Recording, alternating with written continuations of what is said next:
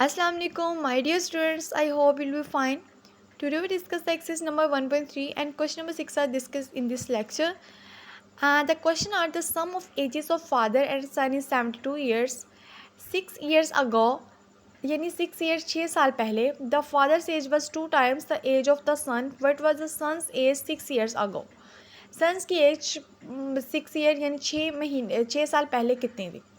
सबसे पहले आपने सन की एज को एक्स लेट कर लिया और फादर की एज को वाई लेट कर लिया। आप ए बी भी कर सकते हो, कोई भी लेटर्स कोई भी चीज़ आप यहाँ पे लेट कर सकते हो। मैंने यहाँ पे सन की एज को एक्स और फादर की एज को वाई लेट कर लिया। अब मैंने कहा कि according to given condition father और सन की जो कंबाइन एज है सम उन दोनों को जो सम है वो 72 है। यहाँ पे मैंने लिख दिया 72। अब नेक्स्ट स्टेप में यहाँ पे according to given condition 6 years ago की बात हो रही है, तो 6 ईयर्स अगो सन की एज x माइनस 6 और फादर की एज y माइनस 6 है, यानी 6 ईयर्स अगो की बात हो रही है। अब नेक्स्ट हमारे पास क्या गिवन है, the father age was 2 times the age of the son, कि जो फादर की एज है वो 2 टाइम्स ज़्यादा है सन की एज से। What was the son age 6 years हो, जब सन 6 ईयर्स का होगा सन की एज कितनी होगी। अकॉर्डिंग टू गिवन कंडीशन यहाँ पे मैंने लिखा y माइनस 6 यानी फादर की एज इज इक्वल है 2 टाइम्स x माइनस 6 सन की एज से, तो x माइनस 6 ले दिया। यहाँ पे सिंपल आपने 2 को x के साथ मल्टीप्लाई किया, फिर 2 को आपने 6 से मल्टीप्लाई किया, 2 6 है 12 और 2x आ गया आपके पास यहाँ पे। नेक्स्ट आपने क्या किया, यहाँ पे आपने -6 लिखा, ये -12 था, इधर आके प्लस हो जाएगा, +12 आ जाएगा। यहाँ पे 2x है, ये +y, इधर आके -y हो जाएगा। 2x minus y is equal to 6, ये आपके पास एक इक्वेशन बन गई। एक इक्वेशन आपके पास फर्स्ट स्टेटमेंट यानी इतने स्टेटमेंट की आपके पास एक कंडीशन आ रही थी, एक हमने यहाँ से ये कंडीशन की निकाली कि 2 टाइम्स उसकी एज को ऐड करेंगे तो हमारे पास ये आ जाए। 2 कंडीशंस आपके पास यहाँ पे आपने बना लिया। अब आपने देखना है कि किस तरह से हम इन इक्वेशन में से एक वैल्यू को निगलेक्ट करके दूसरी वैल्यू से वैल्यू पुट कर सकते हैं। तो यहाँ पे मैंने इक्वेशन नंबर जो 1 है यहाँ पे देखा कि +y और यहाँ पे -y, यानी मैं इक्वेशन नंबर 1 और इक्वेशन नंबर 2 अगर दोनों को ऐड कर लूँ तो मैं इजीली इसे सॉल्व कर सकती हूँ।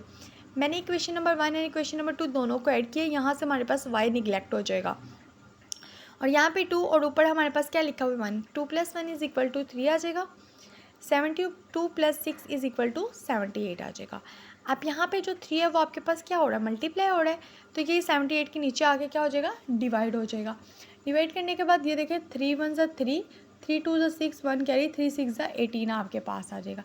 तो x की वैल्यू आपके पास क्या आ जाएगी, 26 आ जाएगी।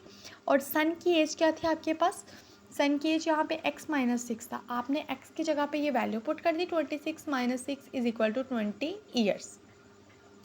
ठीक है, ये क्वेश्चन आपने अच्छे तरीके से स्टेटमेंट वाले क्वेश्चन को ज़रा थोड़ा सा अंडरस्टैंड करने की जरूरत है, बाकी क्वेश्चन बहुत ईजी होते हैं।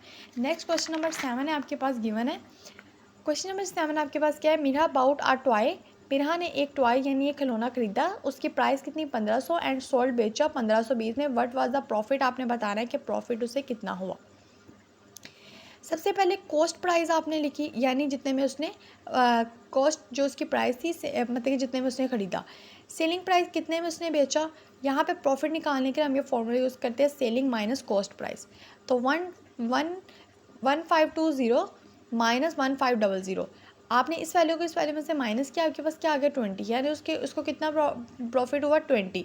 अब उस प्रॉफिट को आपने किस में बताना है, परसेंटेज में बताना है, तो प्रॉफिट को परसेंटेज में निकालने का ये फॉर्मूला आपके पास होता है, profit over cost price multiply by 100।